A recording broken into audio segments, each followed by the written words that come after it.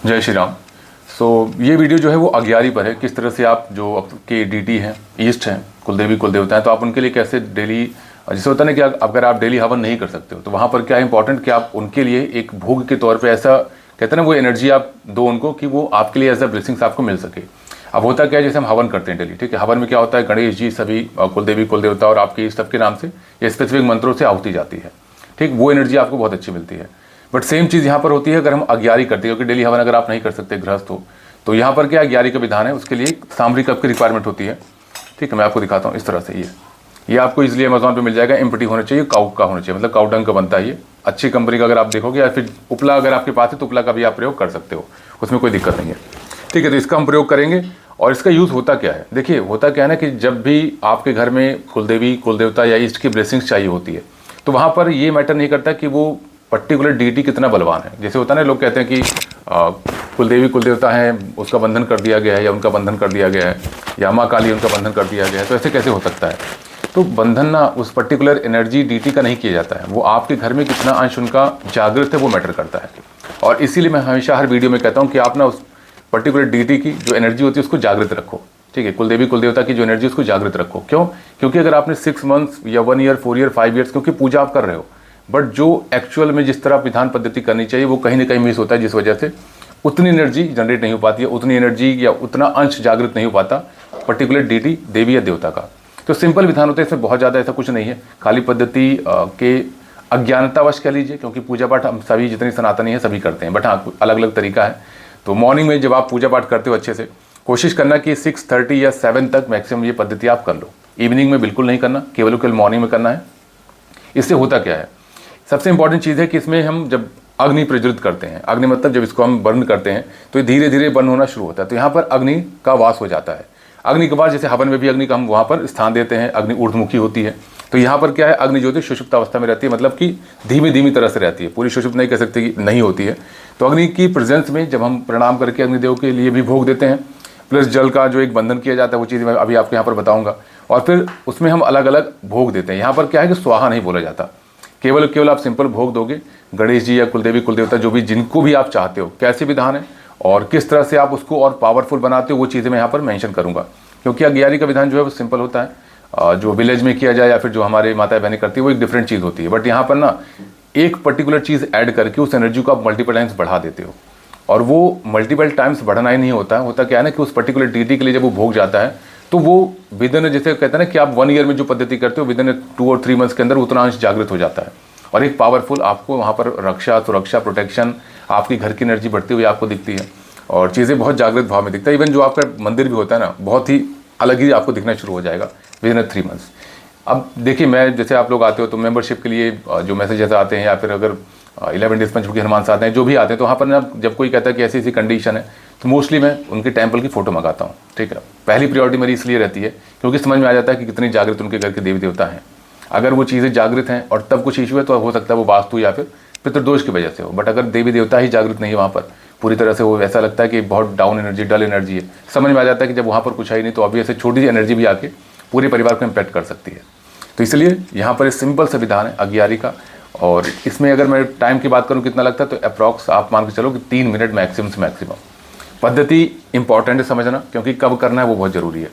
इसको आप कैसे करोगे, देखो सबसे पहले क्या है कि आप स्नान करके आओगे, अपने आसन पे आप विराजमान होगे, ठीक है। इस तरह से मैं टेम्पल तो नहीं दिखा सकता आपको क्योंकि चीज़ें पर्सनल होती हैं थोड़ी सी साधना की, ठीक है। तो होता क्या है कि आप स्नान करके आएंगे, अपने आसन पे बैठेंगे, आसन को प्रणाम करके बैठिएगा। आसन और माला आपकी बहुत इंपॉर्टेंट है। अगर आप अपने आसन पे बैठते हो तो हमेशा प्रणाम करके बैठें, और जब उठते हैं तब भी प्रणाम करके ही आपको उठना चाहिए, और जल गिरा के। कैसे विधान मैं आपको बताता हूँ, ठीक है। सेकंड ये कि जैसे आप आए, स्नान करके आपने प्रणाम किया, आप बैठे, पवित्रीकरण करना है। ये आचमन होता है इस तरह से, देखिए ये आचमन होता है, इसे पवित्रीकरण कहते हैं। कुशा वाला भी प्रयोग कर सकते हो, जो कुशा से किया जाता है वो अति उत्तम रहेगा। तो इसको जैसे कि जल आप लेते हो तो डायरेक्टली नहीं किया जाता है, ठीक है। होता क्या, लोग लाते हैं डायरेक्टली तुरंत अपवित्र पवित्र व सर्वावस्थांग का, तो इससे नहीं होता है। आप उसको लो, गृहस्थ के लिए बता रहा हूँ, कर्मकांडी ब्राह्मण जो है वो अगर दूर ही रहें तो ठीक है इस वीडियो से, क्योंकि उनका अलग चीज़ होती है। आप इसको लोगे, ठीक है, इस तरह से लिया लेफ्ट हैंड में, ठीक है। आपने अब इसका मिरर इमेज है, मतलब मिरर कैमरा, तो लेफ्ट राइट का कंफ्यूज मत होना, लेफ्ट हैंड में आपको लेना है। उसको देखते हुए अपने इष्ट का मंत्र या फिर शिव जी का जो पंचाक्षरी मंत्र नमः शिवाय कर सकते हो आप, या फिर अगर आप गायत्री मंत्र करते हो तो उसका भी पाठ करके उसको देखो, केवल 3 बार पाठ करके फिर उसका इस तरह से क्या देखो, इस तरह से 3 बार उसको मानसिक रूप से आपने देखा, फिर इस तरह करके फिर पूरे मंदिर पे आप पवित्रीकरण करो। पवित्रीकरण करने के बाद क्या करना है, प्रणाम करना है। फिर उसके बाद आप दीप जलाओगे। दीप जलाने का विधान सिंपल होता है, जैसे आप प्रज्वलित करते हो, ठीक है। तो वहाँ पर क्या है कि जब भी आप प्रज्वलित करो श्री गणेश के आह्वान से करो, ओम श्री गणेशाय नमः। आपने प्रज्वलित किया दीप, प्रज्वलित करने के बाद फिर आपने कुलदेवी कुलदेवता को प्रणाम करो या जयंती मंगलकारी भद्रकाली का मंत्र जाप करके उस ज्योति को प्रणाम करना है। फिर उठा के सभी देवी देवताओं को दिखाना है। कैसे दिखाना है वो बहुत डिटेल में नहीं जाते, आप उनके जो रिलेवेंट मंत्र, जैसे शिव जी का नमः शिवाय कर दिया आपने, विष्णु जी का नमो भगवते वासुदेवाय नमः, इस तरह करते हुए। लेकिन हाँ, सबसे पहले जब आप दीप उठाओगे ना, सबसे पहले अपने कुलदेवी कुलदेवता को प्रणाम करना है। उसके बाद फिर शुरू करना है भगवती से, और बीच में कुलदेवी कुलदेवता को दोबारा से दीप दिखाना है। प्रणाम करने का सेंस क्या है कि जब आप दीप उठाते हो, साधना जहाँ से आप शुरू कर रहे हो, कुलदेवी कुलदेवता के आशीर्वाद से ही आप शुरू कर रहे हो, ये एक भाव होता है। आपने इस तरह किया, फिर बीच में से भगवती किए, शिव जी और गणेश जी ने किया, फिर कुलदेवी कुलदेवता को देखते हुए मानसिक रूप से, अगर मूर्ति नहीं है तो जहाँ पर उनका टेम्पल है वो देखते हुए कि हाँ उनको प्रणाम कर रहे हो। फिर जितने भी देवी देवताओं सबको आप इस तरह से प्रणाम करके रखोगे, ठीक। उसके बाद धूप सेम है, धूप आपने दिखाया सेम रिलेवेंट तरीके से, और उसके बाद फिर भोग आपने अर्पित किया, प्रणाम किया। अगर आप दीक्षित हो, योनि मुद्रा बना के प्रणाम किया भगवती को, नहीं है तो कोई बात नहीं, आप सिंपल प्रणाम करो उनके जो मंत्र हैं। और फिर उसके बाद फिर आप जो भी अपना पाठ करते हो, अगर हाँ कवच का इंपॉर्टेंस बहुत है यहाँ पर, आप ना हमेशा देखो ये पूरा एक कॉम्पैक्ट सीक्वेंस बनता है, क्योंकि होता है साधना की दीप जलाया सभी जलाते हैं, तांत्रिक भी जलाता है, वैदिक पद्धति के कर्मकांडी ब्राह्मण भी जलाते हैं, हनुमान चालीसा की वो भी करते हैं, ये भी करते हैं। लेकिन जो एक सीक्वेंस, जो एक पद्धति होती है ना, जो energy step by step invoke होती है, वो एक तरीका सही ये वाला है जो मैं बता रहा हूँ मैं आपको, ठीक है। स्पेशली गृहस्थ के लिए। अब वो चीज़ें नहीं कि हाँ कौन है कैसे, ये कैसे होता है, वो चीज़ें आंसर मैं नहीं करता। अब यहाँ पर क्या आपने इतना किया, उसके बाद फिर आप कवच का पाठ करो। कौन से कवच? आप भगवती का जो दुर्गा सप्तती का वो कर सकते हो। अगर निगेटिविटी है तो तंत्रोक्त भैरव कवच बहुत इंपॉर्टेंट है। तंत्रोक्त मतलब बहुत तांत्रिक चीज़ें नहीं, सिंपल है। भैरव जी का कवच आप सभी के सभी कर सकते हो, चाहे वो महिलाएं हैं, माताएं हैं, बहनें हैं, पुरुष हैं, स्टूडेंट हो, कोई हो, सब कर सकते हो। इसमें कोई भी ऐसे डरने की बात नहीं है। फिर बात आती है आप उसमें मंत्र जाप करोगे। कितना मंत्र करना है? मिनिमम से मिनिमम एटलीस्ट 5, 7 या 11 माला करना ईस्ट का। एंड आई रिकमेंड पंचमुखी हनुमान जी का अगर कोई मंत्र आप करते हो तो बहुत अच्छा है, ठीक है। फिर उसके बाद क्या करोगे आप? आपने मंत्र जाप कर लिया, मंत्र जाप के बाद आप चालीसा का पाठ कर लो। मंत्र जाप इस हिसाब से रखना कि वो डेली कंसिस्टेंट रहे। ऐसा ना हो कि आज 5, कल 3, फिर 2, 1 नहीं। अगर आप 5 कर रहे हो डेली तो 5, 5, 5, 5 डेली एटलीस्ट 11-21 दिन आप करो, ताकि वो एनर्जी ना बढ़े। और जब आप मंत्र जाप में गैप करते हो तो कहीं ना कहीं वो एनर्जी जो होती है वो दिखना शुरू हो जाती है कि उतनी अच्छी एनर्जी बॉडी पर नहीं है, उतनी कृपा नहीं है, कह लीजिए उतनी ब्लेसिंग्स नहीं है, ठीक है। तो ये चीज़ें होती है और ये अलग अलग फॉर्म में भी हमें दिखती है। एंड ये करने के बाद फिर आपने मंत्र जाप किया, फिर हनुमान चालीसा का 3 पाठ या 1 पाठ जितना आप कर सको, आई रिकमेंड 3 करना। उसके बाद फिर आप अग्यारी वहाँ पर कर सकते हो। आरती से पहले करना है आपने अग्यारी की। अब अग्यारी का विधान दिखाता हूँ मैं किस तरह से किया जाता है और अग्यारी करते क्यों है, एंड इसका और बेटर तरीके से किस तरह इसको बनाया जाता है। यहाँ पर हम लोग लौंग का प्रयोग करेंगे, ठीक है। आप लोगों ने सुना होगा कि लौंग का जो भोग होता है वो चढ़ाया जाता है, भगवती को चढ़ता है, माँ काली को चढ़ता है। 2 लौंग पे कहते हैं देवी देवता चलना शुरू कर देते हैं, आपने सुना होगा वीडियोज़ में। तो 2 लौंग बहुत पावरफुल होती है। लौंग की एनर्जी ना अमेजिंग होती है। इसलिए जो पुरुष चरण का भी जो मैं साधना विधान बताता हूँ कि हाँ किस तरह से करना है, उसमें लौंग या बादाम का यूज़ किया जाता है। अब यहाँ पर हम बात करते हैं किस तरह से इसको शुरू करते हैं। बहुत प्रॉपर तरीके से देखिएगा। और जिसके पास अगर ये सांभरी कप नहीं है, ये काउडंग इजीली आपको अमेज़ॉन पे मिल जाएगा। अगर नहीं है तो आप उपला का प्रयोग कर सकते हो। उपला कैसे करना है? आप पहले उसको 70% बर्न कर लीजिएगा। जब थोड़ा सा लगे कि हाँ बर्न हो गया, कितना जलाना हो तो माताएं बहनों सबको पता रहता है। फिर आप लाओगे, कुछ भी पात्र ले सकते हो, चाहे मिट्टी का पात्र चाहे पीतल का पात्र, ठीक है। इस तरह से आप ले सकते हो कोई भी, चाहे मिट्टी या पीतल का। आप लेके फिर क्या आगे पद्धति करनी होती है वो मैं आपको यहाँ पर गाइड करता हूँ, ठीक है। अब देखिए आपको ये मैच बॉक्स लेना है, ठीक है। इस तरह से बेसिक से बेसिक मैं आपको बताता हूँ। आप क्या करोगे? सबसे पहले तो सांभरी कप या उपला जो है, जैसे उपला का विधान क्या है कि आपने उसको 70% बर्न कर लिया, 80%। और अगर सांभरी कप है तो इसको आप इस तरह से जलाना, केवल 1 साइड।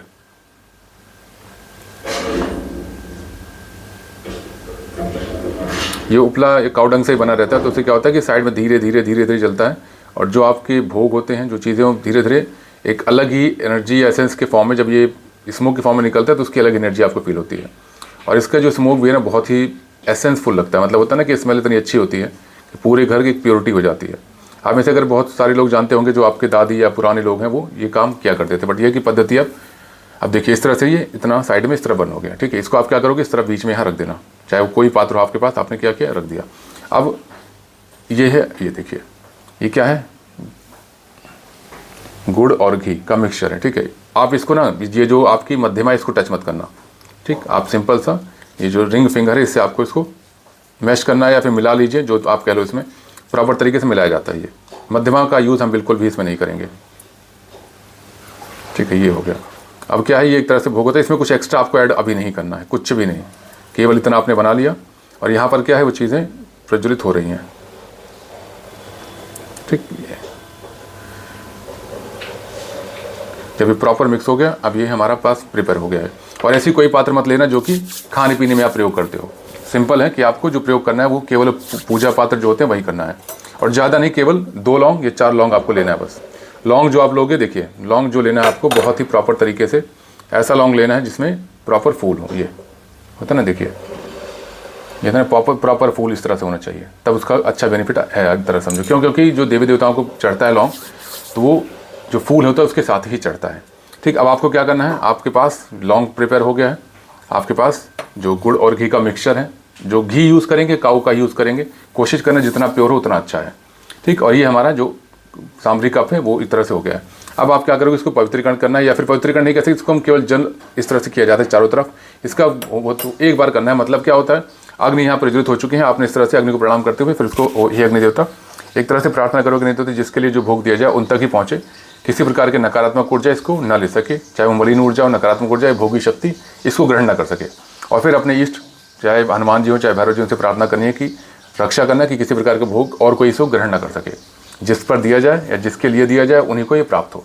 सिंपल से किया आपने, उसके बाद फिर जैसे जल कर दिया, प्रणाम करने के बाद फिर आप इस तरह से उसको उठाना है। ये ठीक, अब उठाने के बाद क्या करना है, आपने जल गिरा दिया, इसको हिलाना नहीं है। ठीक है, कोशिश करना कि जहाँ पर है वहीं पर एज इट इज़ रहना चाहिए। फिर उसके बाद आप थोड़ा सा लोगे, कितना, मटर के दाने का आधा, जितना बड़ा मटर का दाना होता है ना, उसका जस्ट आधा लेना है। ठीक है, आपने इस तरह से, ये देखिए दिख भी नहीं रहा होगा कितना लिया, छोटा सा ये। उसके बाद ओम श्री गणेशाय नमः, हे गणेश जी भोग स्वीकार करें। सिंपल से इस तरह से आपको बोलना है। ये आपने किया। फिर उसके बाद गुरु जी का अगर है, गुरु का मंत्र है कोई, आप तो गुरु जी के लिए भी आप दे सकते हो। ठीक, ये मंत्र अब मैं यहाँ पर बोल नहीं रहा क्योंकि वो चीज़ डिफरेंट है। फिर आप क्या करो, शिव जी के लिए ओम नमः शिवाय। अब यहाँ पर नमः शिवाय, नमः शिवाय, या फिर जो भी है तत्पुरुषाय विद्महे महादेवाय धीमहि तन्नो रुद्रः प्रचोदयात्, जो मंत्र आप प्रयोग करना चाहो भोग स्वीकार करें। स्वाहा नहीं बोलना बस। ठीक है,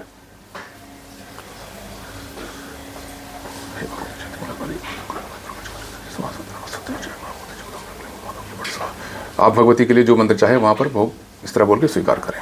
ठीक है, ये हो गया। अब उसके बाद क्या है, जिस भी देवी जी से, राम जी हो गया, राम जी के लिए ओम राम रामाय नमः, भोग स्वीकार करो प्रभु। ठीक है, कुलदेवी कुल देवता के लिए क्या बोलोगे आप, जो भी अगर आपको पता है उनका मंत्र तो मंत्र यूज़ करेंगे, नहीं तो ओम मम कुलदेवी नमः, हे कुलदेवी भोग स्वीकार करें, रक्षा करें, परिवार की आशीर्वाद बना कर रखें। हे कुल देवता आशीर्वाद बना कर रखें, कृपा दृष्टि हमेशा रखें। ओम मम कुल देवताय नमः, भोग स्वीकार करो प्रभु।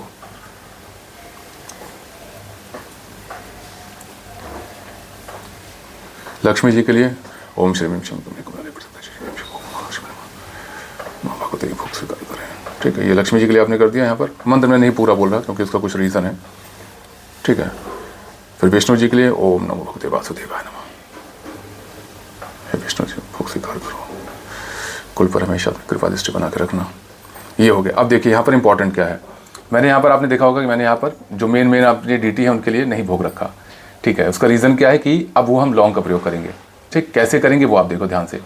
और आपके लिए भी यही है, ये इस तरह से कि अगर आप शिव जी को इष्ट मानते हो, ठीक है, तो केवल आपको सोमवार को लौंग का प्रयोग करना है, और केवल 2 या 3 दिन ही आप इसको करोगे पद्धति। अभी मैं एक बार दोबारा एक्सप्लेन कर दूँगा इसको किस तरह से करना है। आपने 2 लौंग लिया ये।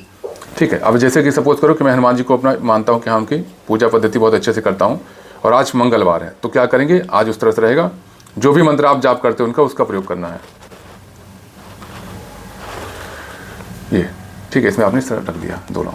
ठीक, अब जिसके लिए भी जैसे सपोज करो कि एक ही का रखना है आपको। देखिए पर डे ना 2 मत करना आप, क्योंकि डिफरेंट चीज़ है। ऐसा मत करना कि मैं कर रहा हूँ तो आप भी करो। एक दिन में, जैसे वेंसडे है आज, तो गणेश जी के लिए आपने 2 लौंग वहाँ पर ऑफर कर दिया। आप सपोज करो कि भगवती को मानते हो तो फ्राइडे को केवल 2 लौंग आप ऑफर करोगे बस। वीक में केवल 2 बार अग्यारी करनी है आपको बस, ज़्यादा नहीं। ठीक है, और ज़्यादा लौंग भी रखने की जरूरत नहीं है। गृहस्थ तो आप ये चीज़ें अभी मत करना, जितना मैं बता रहा हूँ उतना ही आप करोगे। इनफे कोई भी नेगेटिविटी डरने की कोई चीज़ नहीं, क्योंकि ईश्वर है। इस तरह से बुरा नहीं मानते कि आप सोचो कि कुछ गलत हो जाएगा, कभी नहीं होगा। वो ईश्वर की कृपा ही मिलती है। लेकिन हाँ, जितना विधान बताया जाए उतना किया जाए तो ज़्यादा बेटर है।